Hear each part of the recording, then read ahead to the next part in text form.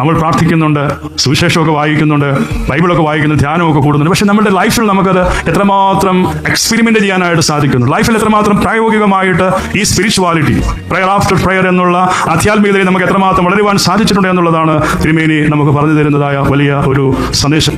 പരിശുദ്ധ സിംഹാസനത്തിൽ ഉടമ്പടി എന്ന് പറയുന്നത് എൻ്റെ മനസ്സിനെ എപ്പോഴും കൂടുതൽ സ്വാധീനിക്കുന്ന ഒന്ന് തന്നെയാണ്. ഞാൻ എന്ന് പരിശുദ്ധ അന്ത്യോക്യ സിംഹാസനത്തിന് എതിരെ പറയുന്നുവോ അന്ന് എന്നിൽ നിന്ന് നിക്ഷിപ്തമായിരിക്കുന്ന പൗരോഹിത്യത്തിന്റെ അംശവസ്ത്രം എന്നിൽ നിന്ന് ഉരിയപ്പെട്ടതായിരിക്കും, സ്വാഭാവികമായി ഉരിയപ്പെട്ടതായിരിക്കും എന്ന് അദ്ദേഹം സുമനസാലെ എഴുതി വെച്ചിട്ടുണ്ട്. അപ്രകാരം പരിശുദ്ധ സിംഹാസനത്തോടുള്ളതായ ഭക്തിയും വിധേയത്വവും അവസാന ശ്വാസം വരെ നിലനിർത്തിയ ഒരു പരിശുദ്ധനായിരുന്നു പരിശുദ്ധനായ മോർ ഗ്രിഗോറിയോസ് കൊച്ചു തിരുമേനി. സത്യത്തിന്, നീതിക്ക് വിരുദ്ധമായി, ദൈവത്തിന്റെ ഹിതത്തിന് വിരുദ്ധമായി ഒന്നും ചെയ്യില്ല എന്ന തിരുമേനിയുടെ രീതിയാണത്. അത് നമ്മൾ പഠിക്കേണ്ട ഒരു കാര്യമാണ്. 2 കേസുകൾ അങ്ങനെ തിരുമേനി ഈ പള്ളിയും കുരിശുപള്ളിയും ഒക്കെ ബന്ധപ്പെട്ട് കോടതിയിൽ കയറേണ്ടതായിട്ടുമാണ്. അന്നേരമെല്ലാം അഡ്വക്കേറ്റ്സ് കൃത്യമായിട്ട് പറഞ്ഞു കൊടുത്തു, ഇങ്ങനെ പറയാവൂ, പക്ഷേ സത്യം മാത്രമേ പറയൂ എന്നുള്ളത് തിരുമേനിയുടെ ജീവിതത്തിൽ നമുക്ക് കാണിച്ചു തരുന്ന വലിയൊരു മാതൃകയാണ്. ഇപ്പോഴൊക്കെ നമ്മുടെ ഉത്തരവാദപ്പെട്ട ആളുകളൊക്കെ പറയണമൊക്കെ നമ്മൾ കേട്ടിട്ടുണ്ട്. ഒരു കുരിശും തൊട്ട് കിട്ടാമെന്ന് വെച്ചാൽ, അല്ലെങ്കിൽ ഒരു പള്ളി കിട്ടാമെന്ന് വെച്ചാൽ ഒന്നല്ല 2 നുണയൊക്കെ പറയാം എന്നൊക്കെ പറയുന്ന ആളുകളൊക്കെ നമ്മളിപ്പോൾ കാണുന്നത്. അവിടെയാണ് നമ്മൾ പരിശുദ്ധനായ പരിമല തിരുമേനി വ്യതിരക്തനായിട്ട് കാണുന്നത്. സത്യത്തിന് വേണ്ടി നിലകൊള്ളുവാൻ, സത്യത്തിന്റെ മാർഗ്ഗത്തിൽ അണിവിടെ പോലും വ്യതിചലിക്കാതെ അസത്യമാർഗത്തിലൂടെ പോകുമ്പോൾ ഒരുപക്ഷെങ്കിൽ വിജയം വരിക്കുവാനായിട്ട് സാധിക്കുമായിരിക്കാം, പലതും നേടുവാനായിട്ട് സാധിക്കുമായിരിക്കാം. അതൊന്നും തിരുമേനിയെ സംബന്ധിച്ചിടത്തോളം കാര്യമായിരുന്നില്ല. സത്യത്തിന്റെ മാർഗ്ഗത്തിലൂടെ മാത്രം സഞ്ചരിച്ച് യേശുവിന്റെ സുവിശേഷത്തെ എല്ലാ അർത്ഥത്തിലും ജീവിതത്തിൽ ചാലിച്ചെടുത്ത് ലോകത്തിന് മുഴുവൻ മാതൃകയായി തീർന്ന ഒരു പരിശുദ്ധന്റെ ഓർമ്മയാണ് നമ്മൾ ഇവിടെ ഇന്ന് കൊണ്ടാടുന്നത്.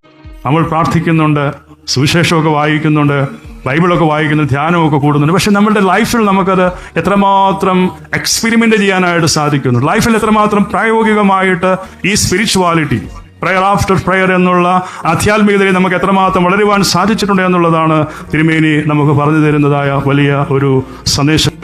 പരിശുദ്ധ സിംഹാസനത്തിൽ ഉടമ്പടി എന്ന് പറയുന്നത് എൻ്റെ മനസ്സിനെ എപ്പോഴും കൂടുതൽ സ്വാധീനിക്കുന്ന ഒന്ന് തന്നെയാണ്. ഞാൻ എന്ന് പരിശുദ്ധ അന്ത്യോക്യ സിംഹാസനത്തിന് എതിരെ പറയുന്നുവോ അന്ന് എന്നിൽ നിന്ന് നിക്ഷിപ്തമായിരിക്കുന്ന പൗരോഹിത്യത്തിന്റെ അംശവസ്ത്രം എന്നിൽ നിന്നും ഉരിയപ്പെട്ടതായിരിക്കും, സ്വാഭാവികമായി ഉരിയപ്പെട്ടതായിരിക്കും എന്ന് അദ്ദേഹം സുമനസാലെ എഴുതി വെച്ചിട്ടുണ്ട്. അപ്രകാരം പരിശുദ്ധ സിംഹാസനത്തോടുള്ളതായ ഭക്തിയും വിധേയത്വവും അവസാന ശ്വാസം വരെ നിലനിർത്തിയ ഒരു പരിശുദ്ധനായിരുന്നു പരിശുദ്ധനായ മോർ ഗ്രിഗോറിയോസ് കൊച്ചു തിരുമേനി. സത്യത്തിന്, നീതിക്ക് വിരുദ്ധമായി, ദൈവത്തിന്റെ ഹിതത്തിന് വിരുദ്ധമായി ഒന്നും ചെയ്യില്ല എന്ന തിരുമേനിയുടെ രീതിയാണത്. അത് നമ്മൾ പഠിക്കേണ്ട ഒരു കാര്യമാണ്. 2 കേസുകൾ അങ്ങനെ തിരുമേനി ഈ പള്ളിയും കുരിശുപള്ളിയും ഒക്കെ ബന്ധപ്പെട്ട് കോടതിയിൽ കയറേണ്ടതായിട്ടുമാണ്. അന്നേരമെല്ലാം അഡ്വക്കേറ്റ്സ് കൃത്യമായിട്ട് പറഞ്ഞു കൊടുത്തു, ഇങ്ങനെ പറയാവൂ, പക്ഷേ സത്യം മാത്രമേ പറയൂ എന്നുള്ളത് തിരുമേനിയുടെ ജീവിതത്തിൽ നമുക്ക് കാണിച്ചു തരുന്ന വലിയൊരു മാതൃകയാണ്. ഇപ്പോഴൊക്കെ നമ്മുടെ ഉത്തരവാദപ്പെട്ട ആളുകളൊക്കെ പറയണമൊക്കെ നമ്മൾ കേട്ടിട്ടുണ്ട്.